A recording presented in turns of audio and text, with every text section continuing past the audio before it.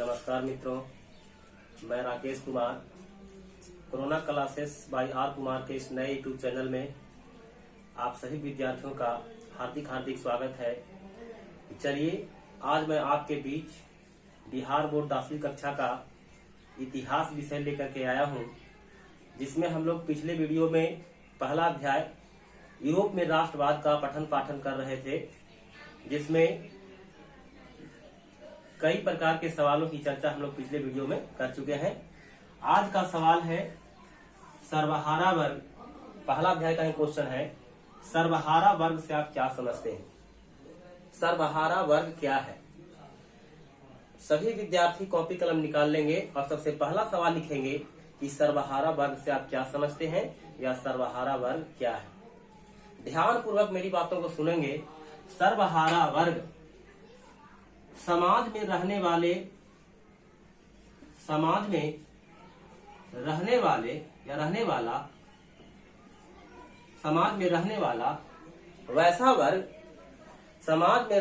वैसा वर्ग जिसमें गरीब, किसान तथा मजदूर शामिल होता है।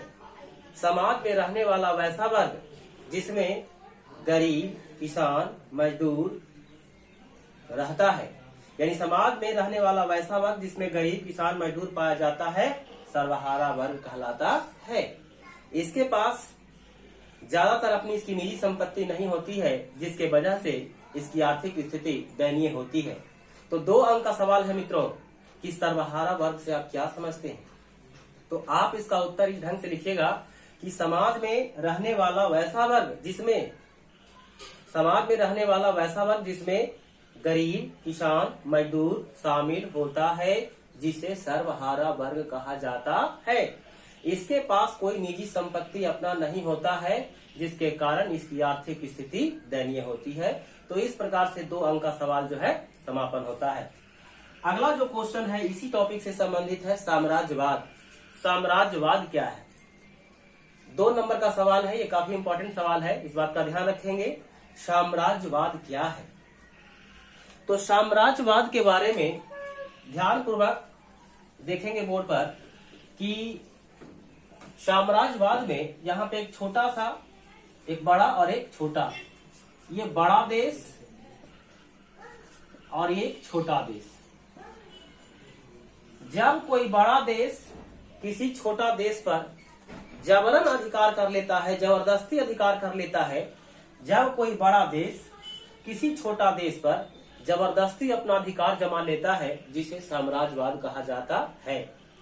साम्राज्यवाद का शाब्दिक अर्थ होता है शोषण करना। साम्राज्यवाद का शाब्दिक अर्थ क्या होता है? शोषण करना। ऑब्जेक्टिव में सवाल पूछा जाएगा कि साम्राज्यवाद का अर्थ होता है शोषण करना। अब इसको अच्छे ढंग से आप लोग समझने का प्रयास करेंगे। जैसे अभी हमने कहा कि जब कोई बड़ा देश किसी छोटा देश पर अपना अधिकार जमा लेता है, हुकूमत जमा लेता है, उसकी सारी जायदाद, उसकी सारी संपत्ति पर जब अपना अधिकार जमा लेता है, उसी को कहा जाता है साम्राज्यवाद। साम्राज्यवाद जो शब्द है ये 2 शब्दों से मिलकर बना है। साम्राज्यवाद जो शब्द है ये 2 शब्दों से मिलकर बना है। पहला है साम्राज्य और दूसरा है वाद। साम्राज्य का मतलब क्या? किसी राजा का साम्राज्य होगा।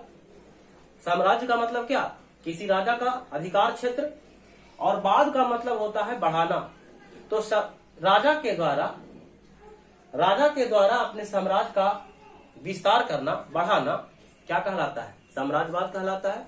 चाहे साम्राज्य के विस्तार करने के लिए चाहे वह युद्ध करना पड़े या विभिन्न प्रकार के क्रियाकलाप करना पड़े, प्रत्यक्ष या अप्रत्यक्ष रूप से जनता पर अपना अधिकार जमाना पड़े, वह हर तरीके के हथकंडे को अपनाता है और अपने साम्राज्य का क्या करता है? विस्तार करता है। तो 2 अंक का सवाल है मित्रों कि साम्राज्यवाद क्या है। तो साम्राज्यवाद के बारे में आप यही लिखिएगा कि जब कोई बड़ा देश किसी छोटे देश पर अपना जबरन अधिकार कर लेता है, जिसे साम्राज्यवाद कहा जाता है। और साम्राज्यवाद का शाब्दिक अर्थ होता है शोषण करना। इसको इस तरीके से भी हम लोग परिभाषित कर सकते हैं, उपनिवेशवाद का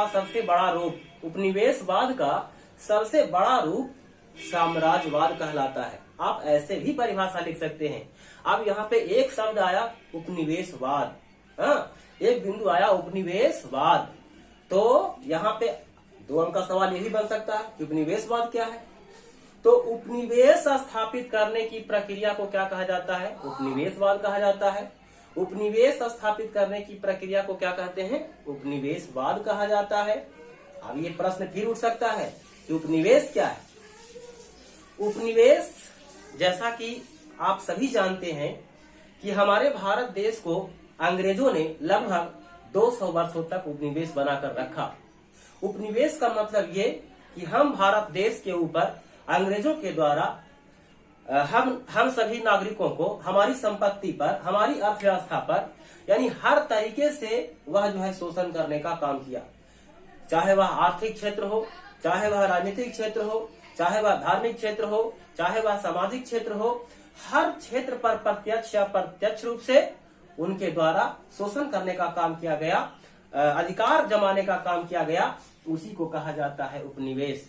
और हमारा भारत देश इंग्लैंड अर्थात ब्रिटेन का 200 वर्षों तक उपनिवेश बना करके रखा था।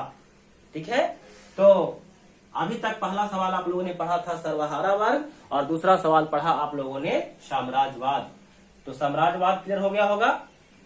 साम्राज्यवाद में एक बड़ा देश और एक छोटा देश जबरदस्ती उस पर जब अधिकार जमा लेता है, जब कोई शक्तिशाली देश के द्वारा किसी कमजोर राष्ट्र पर अधिकार जमा करके उसकी सारी अर्थव्यवस्था, सारी संपत्ति पर अपना अधिकार जमा लेता है, उसी को कहा जाता है साम्राज्यवाद। और साम्राज्यवाद का शाब्दिक अर्थ होता है शोषण करना।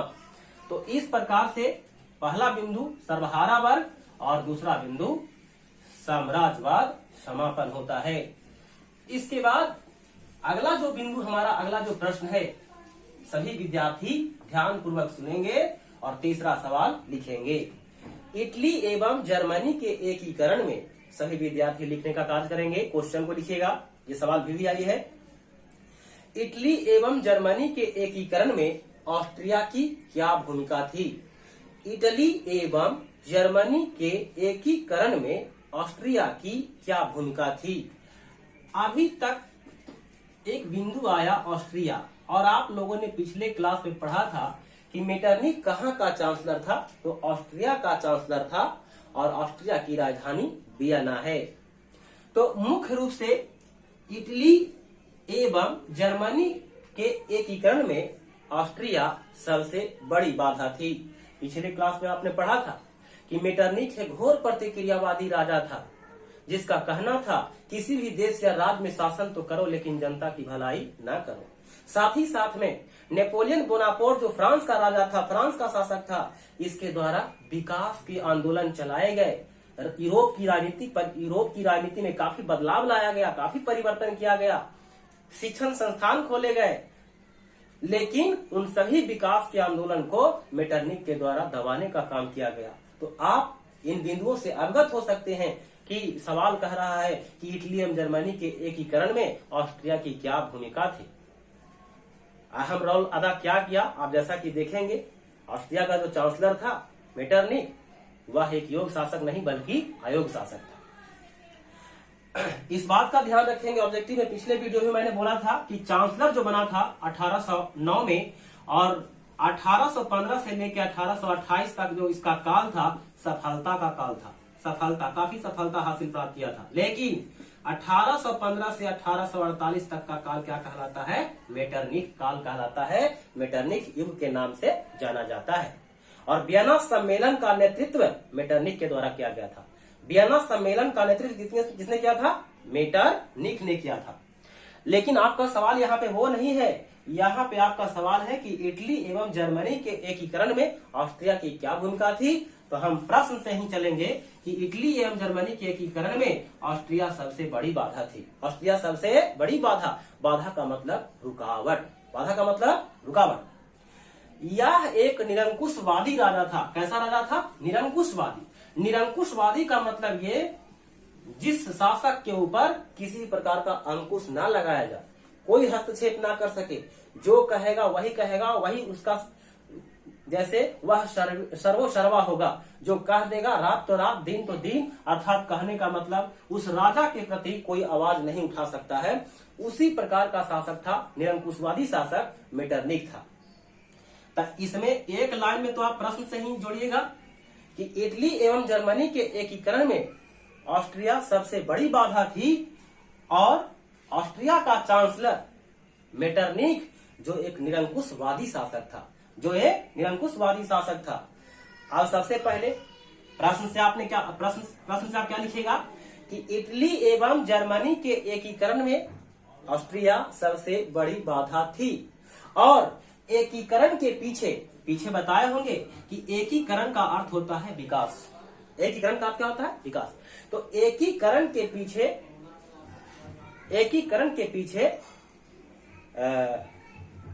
जो एकीकरण था, एकीकरण का मतलब क्या? इटली जो देश था, इटली है, जर्मनी है, उसके एकीकरण के पीछे ऑस्ट्रिया का सबसे बड़ा हाथ था।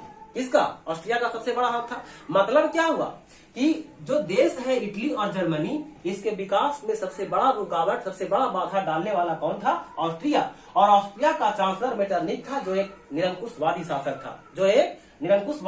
था। जैसे ही मेटरनिख का पतन होता है वैसे ही इटली और जर्मनी के मार्ग का जो विकास है वह रास्ता क्या हो जाता है? साफ हो जाता है। तो कहने का मतलब ये कि जब तक कि मेटरनिख की सत्ता को मिटाया नहीं जाएगा तब तक इटली और जर्मनी का एकीकरण का जो सपना है वह पूरा नहीं होगा। तो इटली और जर्मनी के विकास में या एकीकरण में ऑस्ट्रिया की क्या भूमिका थी? भूमिका यही देखा गया कि वह सबसे बड़ी बाधा थी और ऑस्ट्रिया का चांसलर मेटरनिख जो एक निरंकुशवादी शासक था, जो एक ऐसा शासक निरंकुशवादी शासक था। इसका कथन था कि फ्रांस जब एक बार छींकता है तो पूरा यूरोप संक्रमित हो जाता है। इसका स्टेटमेंट था, याद रखिएगा। और इस प्रश्न में आप ये लिखिएगा कि इसका कथन था कि फ्रांस जब एक बार छींकता है तो पूरा यूरोप ही संक्रमित हो जाता है और जब तक कि मेटरनिख का पतन नहीं हो जाता तब तक इटली और जर्मनी का एकीकरण का सपना पूरा नहीं होगा। जैसे ही मेटरनिख का पतन होता है वैसे ही इटली और जर्मनी के एकीकरण का सपना पूरा हो जाता है। तो इस प्रकार से ये 2 अंक का सवाल ये भी संपन्न होता है। अब चलते हैं अगला सवाल। अगला सवाल सभी विद्यार्थी ध्यान पूर्वक सुनेंगे और लिखते चलेंगे। अगला जो प्रश्न है वो लिखेंगे वियना कांग्रेस। अगला सवाल लिखेंगे वियना कांग्रेस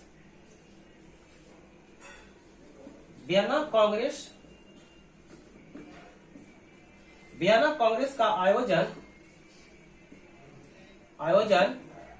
क्यों किया गया था? इसके